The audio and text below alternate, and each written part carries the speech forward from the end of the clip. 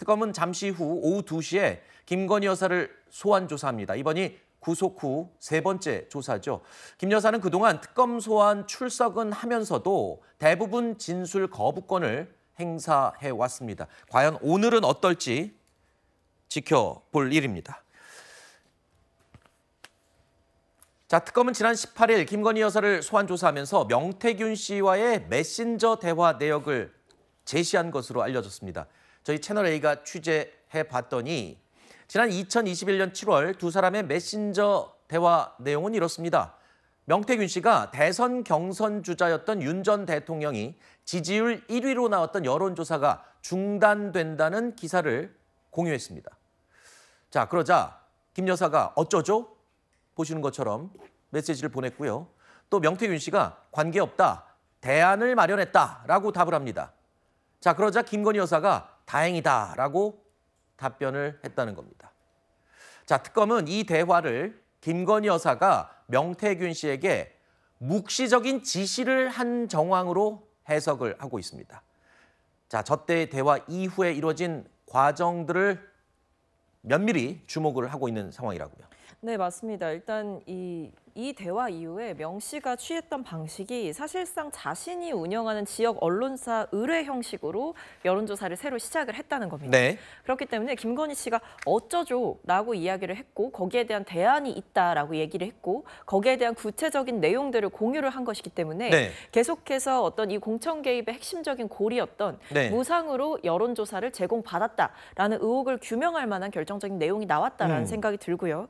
그뿐만 아니라 이제 김건희 씨가 일방적으로 어떤 여론조사를 그냥 명태균 씨가 보내서 보게 된 게 아니라 어떻게 해야 될까요? 라는 부분에 대해서 명태균 씨가 답을 가지고 있었기 때문에 네. 사실상 김건희 씨가 묵시적으로 지시를 했다라고 볼 수 있는 네. 이런 정황 증거가 나왔다라고 생각이 듭니다. 자, 아마 네. 이 대화 이후에 여러 가지 오갔던 자료들 혹은 그 뒤에 메시지들 이런 것들까지도 특검 측에서 분석을 해서 아마 결정적인 단서들을 많이 잡아냈을 것 같습니다. 저 대화 내용을 보면 명확하게 지시한 거는 또 안 보이는데 묵시적인 지시.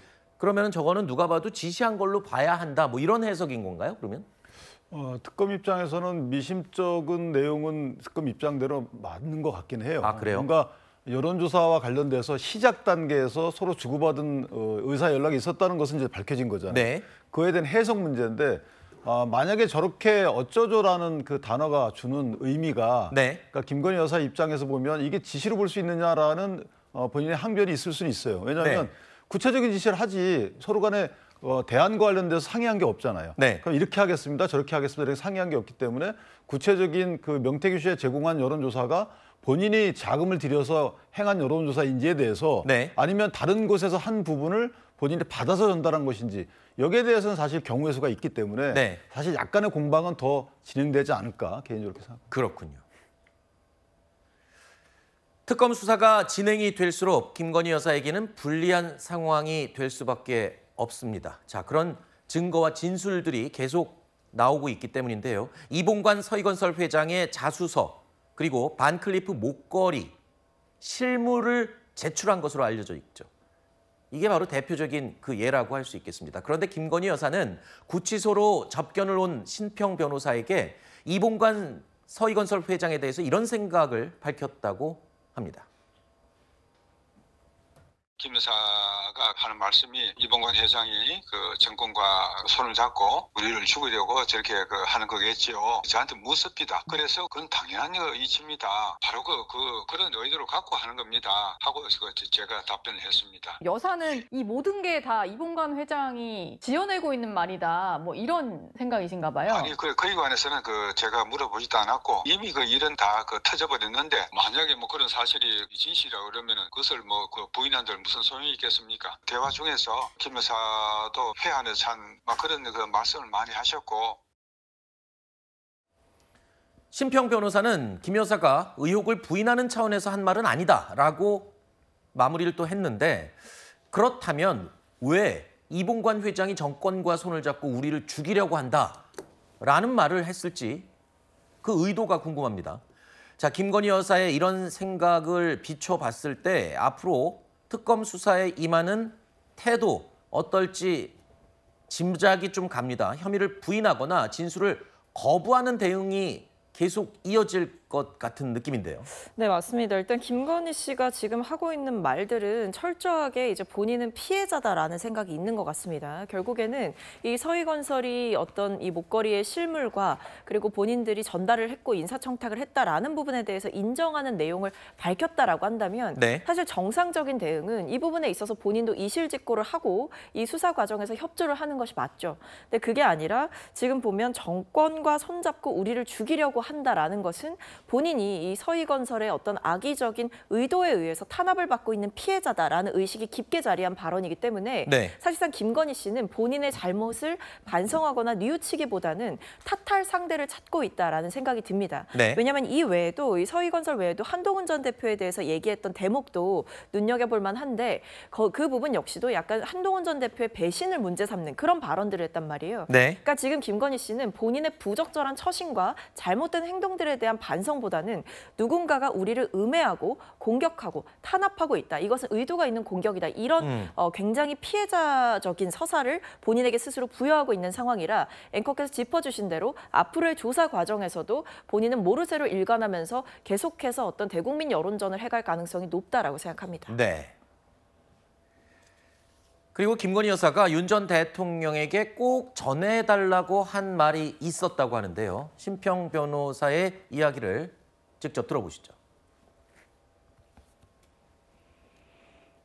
접견실에서 앉자마자 첫 일성이 내가 죽어버려야 내 남편이 살지 않겠습니까? 남편이 끝까지 버텨달라는 말을 꼭 좀 전해달라고 하시고 김건희 여사가 저한테 묻기를 선생님 생각하기에 이재명 대통령의 가장 큰 장점이 뭐라고 생각합니까? 그래서 제가 이 대통령은 무엇보다도 사람을 키울 줄 아는 분이다. 동조를 하시면서 사람을 이 대통령이 사람을 키웠다. 키울 줄 아는 분이다. 이것을 남편에게 다음에 가시거든 꼭 좀 전해달라. 몇 번이나 신신당부를 합니다.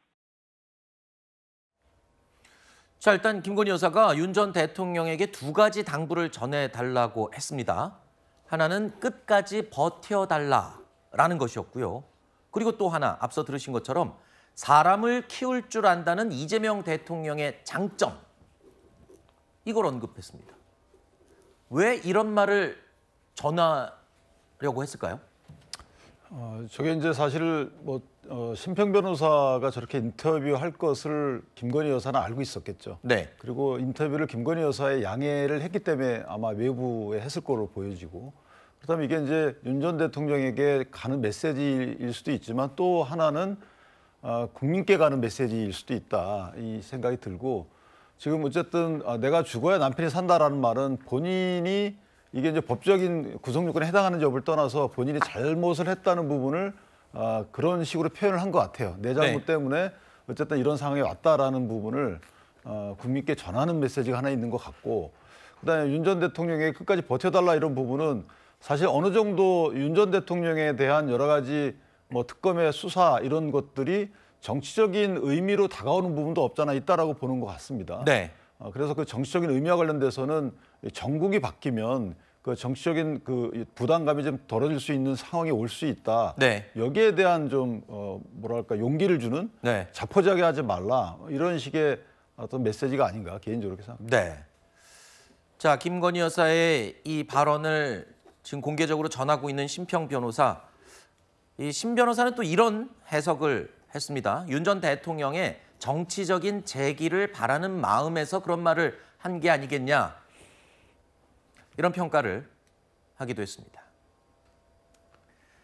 자, 그리고 김 여사 접견 과정에서 정치인 2명의 이름을 언급했다는데 그게 누군지 들어보시죠.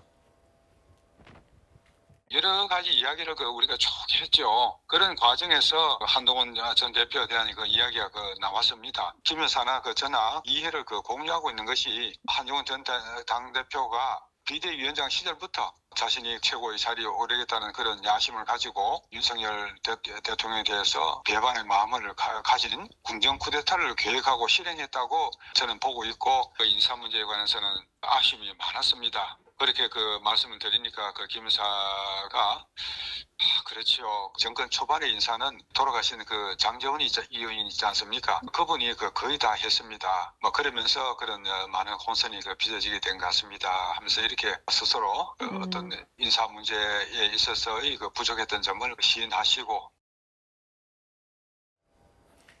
자, 대화를 하면서 한동훈 전 국민의힘 대표 그리고 고인이 된 장제원 전 의원에 대해서 원망하는 취지의 이야기가 나왔던 것으로 느껴집니다. 자, 지금 같은 상황을 초래한 원인 가운데는 이 두 사람이 큰 비중을 차지하고 있다. 이런 해석이 가능할 것 같습니다. 친한계로 꼽히는 김종혁 전 최고위원이 이 내용에 대해서 발끈하면서 일침을 놨습니다. 듣고 나서 딱 생각하는 게 이분이 아직도 정신을 전혀 못 차리고 있구나 라는 생각이 들었는데 자기들에게 따라서 했으면 무한한 영광이 있을 거다라고 얘기했잖아요. 불법 비상계엄한 사람을 편을 들어서 같이 갔으면 무한한 무기징역이 있었겠죠. 무기징역. 무한한 무슨 징역 사유. 말 같지 않은 소리를 하는지 잘 모르겠어요. 잘못된 것들에 대해서 그렇게 하면 안 됩니다라고 얘기하는 것이 정상 아닌가요? 그러니까 이거는 아직도 정신을 못 차리고 있구나. 자기가 뭘 잘못했는지는 모르는구나. 이런 생각이 들었어요. 굉장히 강한 어조로 비판을 했습니다. 그러니까 김건희 여사가 지금 이 상황을 한동훈 전 대표와 장제원 전 의원의 탓으로 돌리고 있는 거다. 엉뚱하게 뭐 이렇게 지금 김종혁 최고가 꼬집었습니다.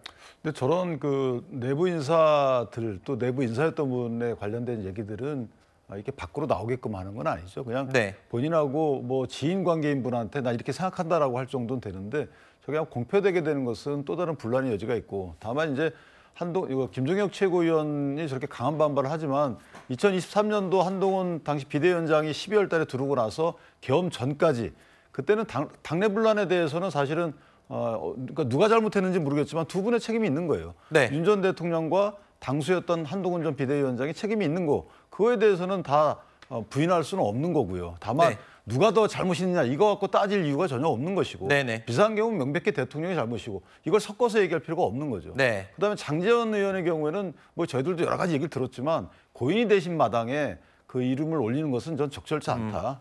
그래서 김건희 여사가 장제원 의원을 얘기한 부분은 이게 공표를 전제로 얘기했다면 그 부분은 매우 부적절하다 이렇게 생각합니다. 알겠습니다. 도이치모터스와 삼부토건 주가 조작 의혹과 최상병 사건 관련 구명 로비 의혹에 연루돼 있는 이종호 전 블랙펄 인베스트먼트 대표가 지인과 함께 증거인멸을 시도를 하던 중에 현장에서 특검 측에 딱 걸린 것으로 알려졌습니다.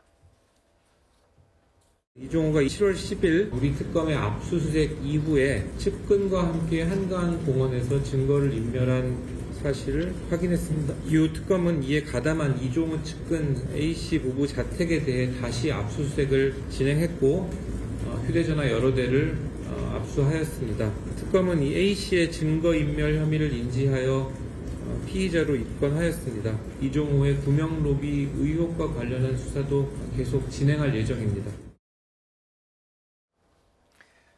자, 이종호 전 대표가요, 한강공원 근처에서 만난 지인에게 휴대전화 하나를 건넸고 지인이 이걸 발로 막 부숴서 쓰레기통에 갖다 버렸다는 겁니다.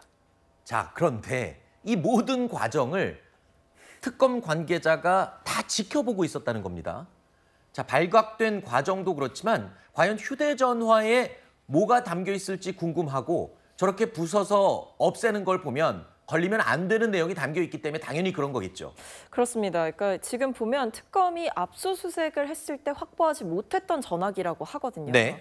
그렇기 때문에 특검이 압수수색 과정에서 확보하지 못했다라는 것은 그 안에 좀 더 비밀스러운 내용이 담겨 있을 가능성이 높다는 것이고 네. 압수수색 이후에 굳이 저렇게 어떻게 보면 확보되지 않았던 그 전화기를 따로 은폐하려고 했다라는 것 자체는 명확하게 증거인멸을 하려고 시도했던 모습인 겁니다. 네. 다행히 잡아내서 다행입니다만 거기에 오히려 그동안 특검이 압수수색했던 그 자료들, 그것을 통해서 확보했던 자료들보다 훨씬 더 결정적이고 직접적인 증거들이 담겨 있을 가능성이 높은 거죠. 네. 그래서 여기에 저는 이것을 이제 확보를 특검이 했다라고 하는데 오히려 진짜 판도라의 상자는 지금부터 열릴 거다라고 생각합니다. 그렇군요.